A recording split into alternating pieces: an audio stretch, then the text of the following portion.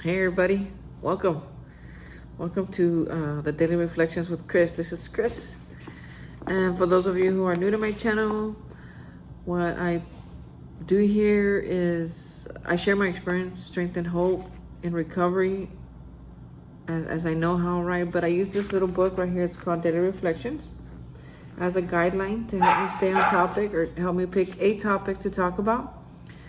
Also, I do have two dogs that they play and they bark. Well, as soon as I get on these videos, they want to talk about something too. So, I'll excuse myself right now for the barking.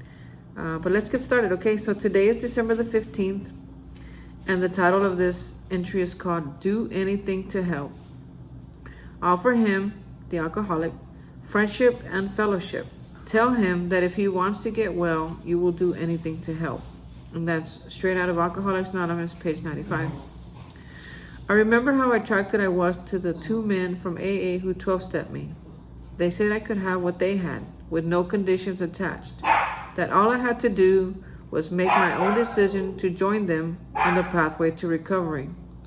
When I start convincing a newcomer to do things my way, I forget how helpful those two men were to me in their open-minded generosity. So step 12, most of the literature or reflections, books like this, every month they seem to focus on a step. So today is the 12th month, and today on this month they focus on step 12. And step 12 is to carry the message to the alcoholic who still suffers, right? And to practice these principles in all our affairs.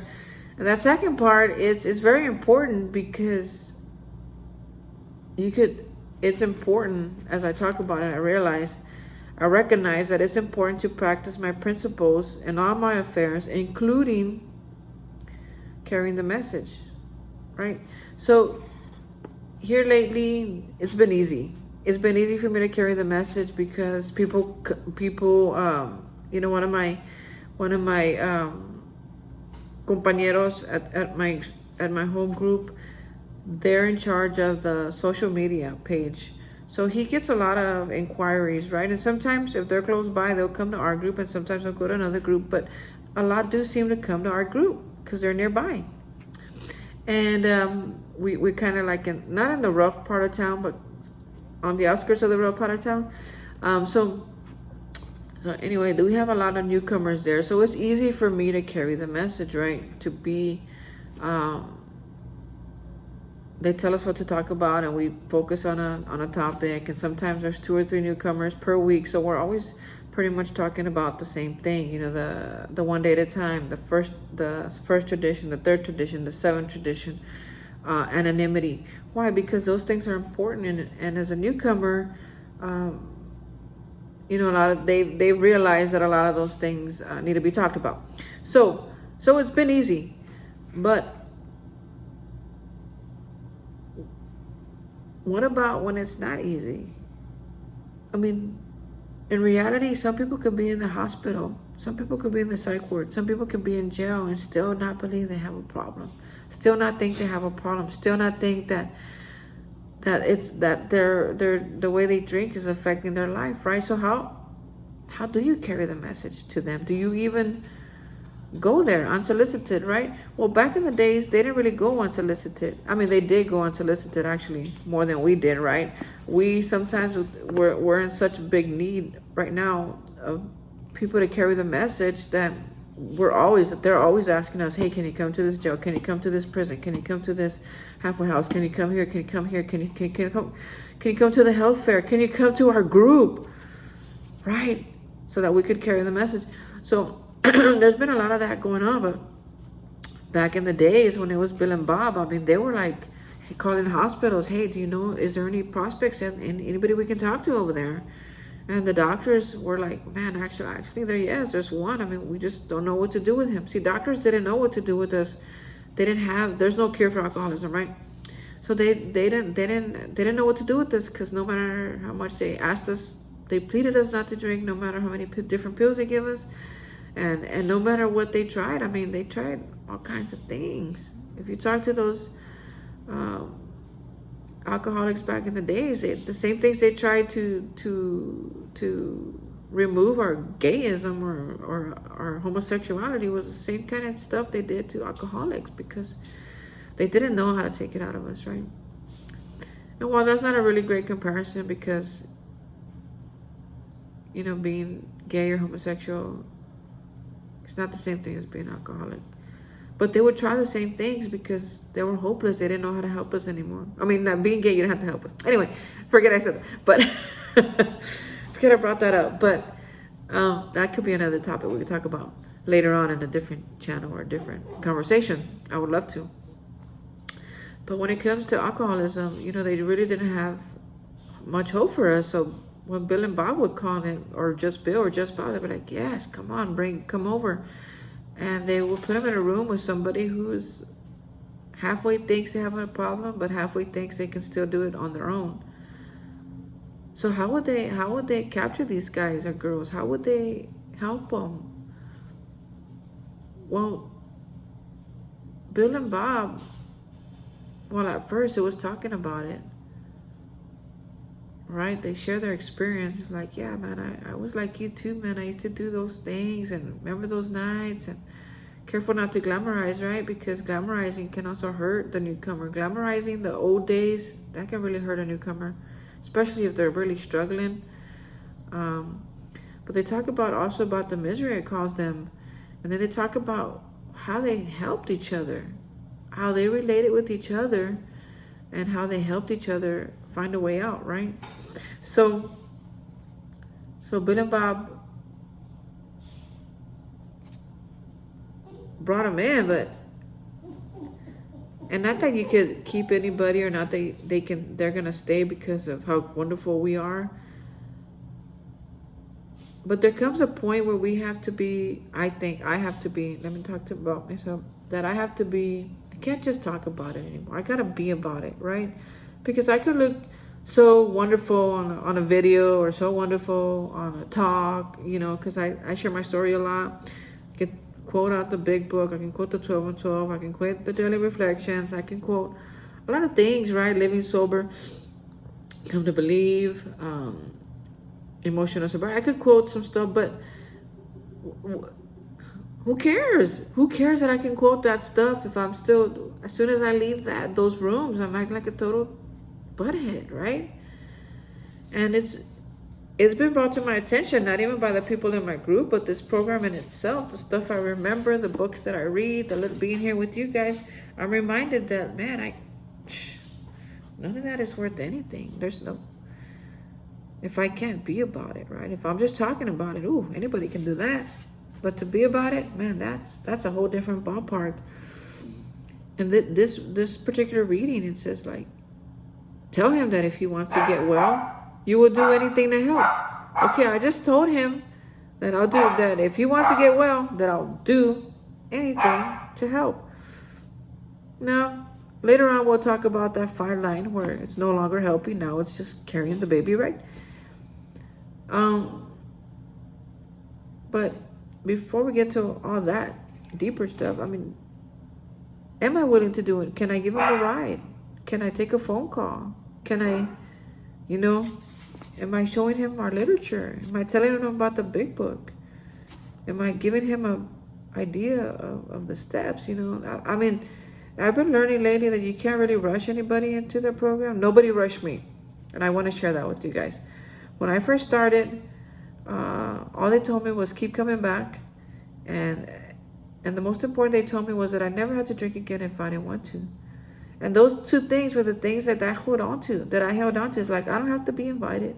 There's no requirement, just a desire to stop drinking. And even though I didn't have one, I had a little paper that needed to get signed that said I had to be there. So I had every excuse to be there. You know, my mom couldn't say no. They couldn't say no. Nobody could say no. I was court ordered and I'm going to go. So I started going. But the funny thing started happening is I started really wanting what they had. And even though I wasn't ready to ask for help, I knew that I wanted to be in that room more often. So while I was only asked to be there 2 times a week, I was going 3 times a week, 4 times a week, 5 times a week. And before I know it, I was there every day. And I was there every day. And I wasn't smiling like I was right now. I wasn't in a position to be able to carry any message to anybody. I was there. I remember, early on, I was with this young lady, and she tried recovery. She got into rehab, the same one that I went to, and she made a decision for herself, and she's like, Chris, I recovery looks really good on you. She goes, but it's not for me. And then she got in her car and she drove away, and that's how we ended the relationship, right?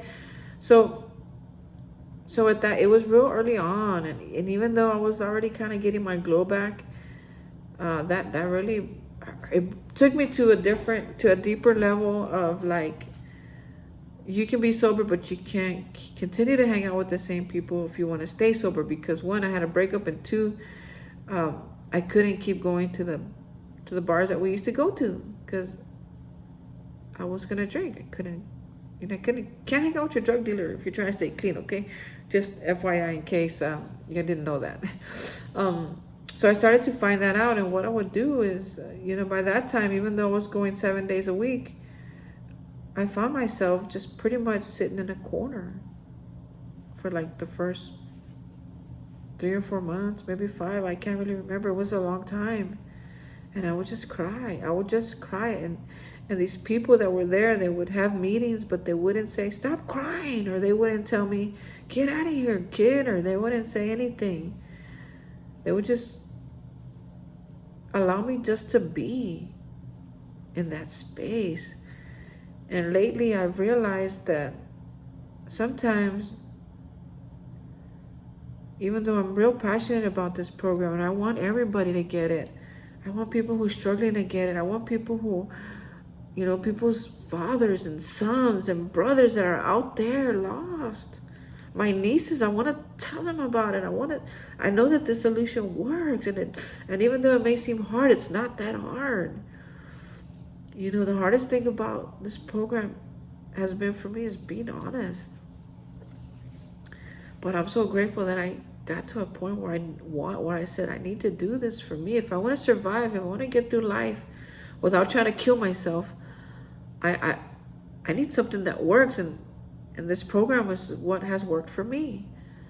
Some people go to church, some people go to get therapy, some people go to they get saved, they get healed, they go to retreats. I mean, the same effort that they put into their religion or whatever, working out or volunteer work, whatever effort they put into that works for them is the same effort that I realize that I need to put into this what works for me. So this program that works for me, that I'm passionate about, I want to just tell everybody, careful not to talk down to them, but tell them, look, man, I can help you. I can help. Do they always take it? No. Can I take that personal? No. But what about the person who's walking around doesn't realize they have a problem? Even though I see it, I see how it's affecting their work. I see how it's affecting their relationships.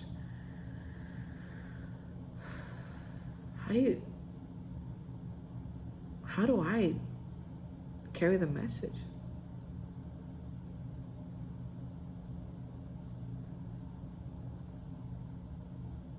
I think that's where the very last sentence is where it hits home. I forget how helpful those people were in those rooms that let me cry my eyes off for 6 months when I first got here. Not trying to push this program on me, not trying to get me to do anything else. Just letting me be. How those people were to me in their open-minded generosity. Because they were probably looking at me and be like, man, we don't know what to do with him. He comes in here every day. He doesn't say anything. He just cries. Does anybody know what his name is?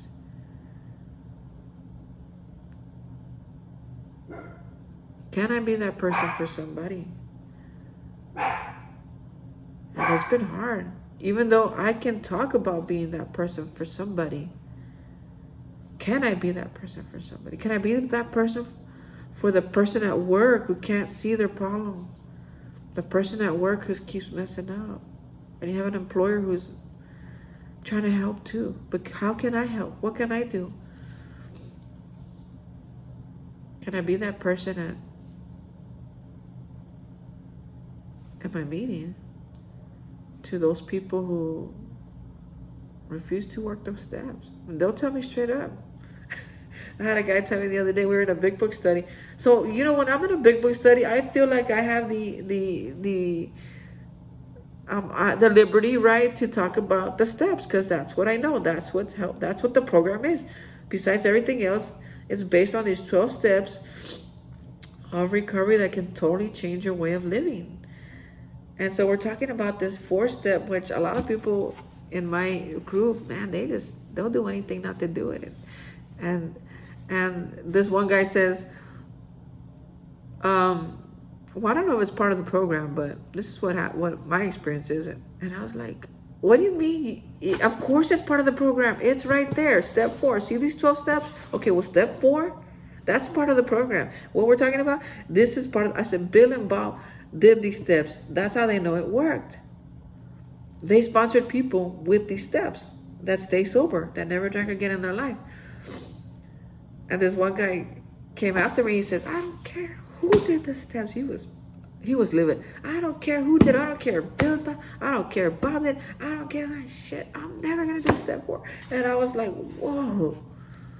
I was like, it was good. It was good stuff. So he's still going to my group. I'm not gonna push it on him. When he's ready, if he wants me to help him, he knows I can. So I'm just gonna love him until he's ready. And he may never be ready. So I'll just keep on loving him.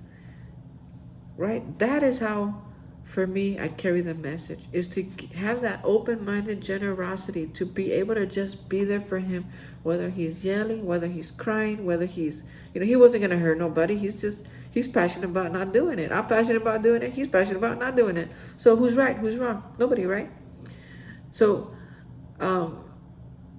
here lately, I've been having my own lesson in this. Chris, can you offer them, the person at your work, the person in your group, one wants it, the other one doesn't know they got it, or maybe they do, I don't know. I've been praying about it, right? So this guy, it's easier because he's in my group. He's there to get help. He's not ready to do the step, but he's ready. He's in a different level, right? Not better than, but he's in a different space or different level. Such a bad word sometimes, right? But he's in a different space in his recovery. Whereas this person, I'm not very familiar as to what's going on there, but I just see the same things in this person that I saw, and that stuff that I used to do, right? Calling in, making up lies, getting lost at work, forgetting stuff, doing things. And that, you know, sometimes I got better, because even though I call in, sometimes I don't make up lies, and I try not to steal time at work, and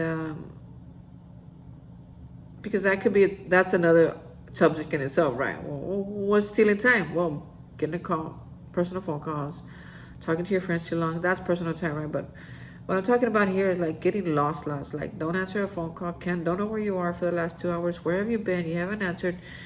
Stuff like that, you know, it could be a bunch of red flags. It's the stuff that I used to do when I was really active in my addiction. I would make up some weird stories to just go to my house and get a hit or drink another beer. So all those little things that I recognized in this person are stuff that I recognize now and what I used to be. So can I be that? Can I carry this message, right? I mean, talked about it. Can I be about it?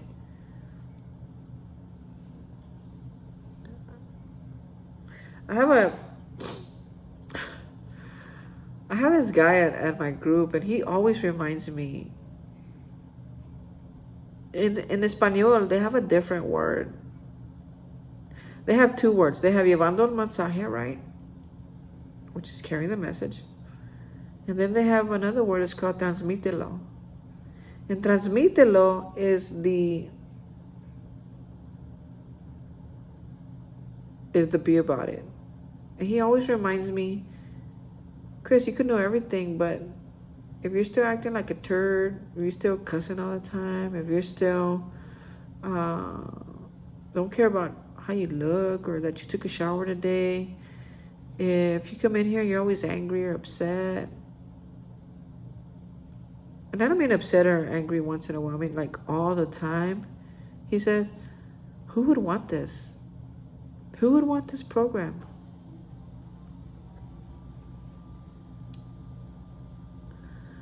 And I don't know if he said it because he saw something that I didn't see, and that was his way of telling me that I needed some stuff to work on. I don't know if he told me because he just felt like sharing that. I really don't know. But it got me thinking. If people saw me, if people, if they saw me at work, would they want it? Maybe in the rooms, would they want anything that I have?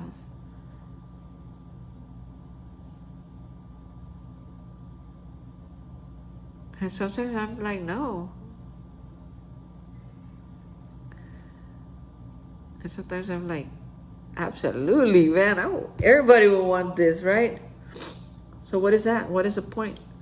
Well, that I could be human, but a better human.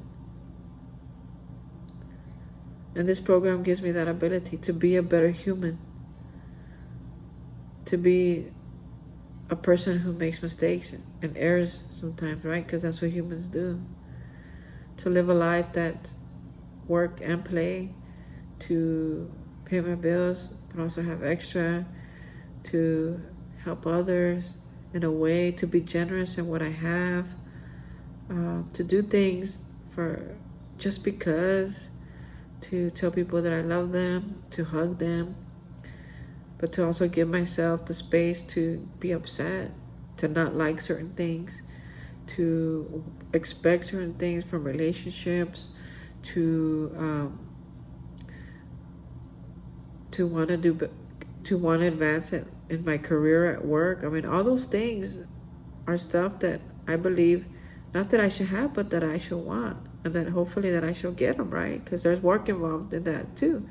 But I used to be myself for so long about wanting great things in life, but I just can't do that anymore. That doesn't help me. It doesn't help nobody around me. Right? If I just keep saying, oh, no, I don't want the promotion. No, you should get, no. I don't want to go to the 5th grade. Ooh, I used to do that. When I was a kid, oh my God, I would stay back for so many people.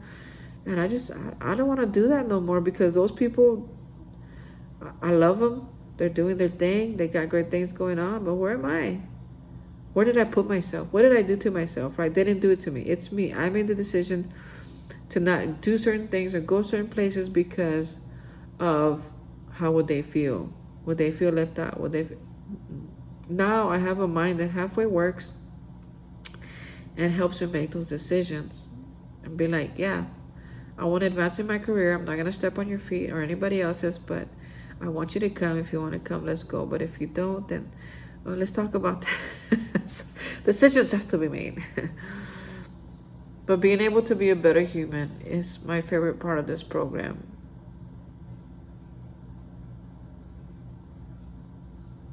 I'm so grateful. And I'm grateful for you guys. I want to thank you for your time. There's so much I want to talk about. I don't always feel like getting on here, but when I do, I remember why I started this journey in the first place. It's because I like sharing. I like sharing with others what I have. I believe that somebody might be able to use this at some point in time, whether it be today or tomorrow or next year, next month. Folks, if you're out there struggling with alcoholism, drug addiction, sex addiction, eat too much, emotionalism, maybe you're in debt, maybe you gamble too much, maybe you're gambling your life away, whatever it is, or maybe you just don't feel right, maybe you're numb as hell, don't care to drink is not your thing, you just have some things going on. I pray and I hope that you will seek and find the help for you, whether it be in a church, psychiatry, 12-step program, hanging out with your friends, whatever it is that fills your soul, that feeds your soul first, but also fills it up and really takes you to different spaces in life. I've learned that life is not a a race to endure or something like that, but it's a journey. And I love being part of that journey. I hope that you too, and hope that you stay on it with me. And if you think that anybody can, get anything from this video, even if it's a great laugh, please share it with somebody. Share it personally. These YouTube videos, you can download the link and share it with somebody through a text message. If you want to do it privately, or you can share it on your Facebook page, or or you can add it to your YouTube channel if you want. But more than anything, I just want to say thank you for your time. I don't take this 25 minutes lightly, so thank you, and we'll see you again.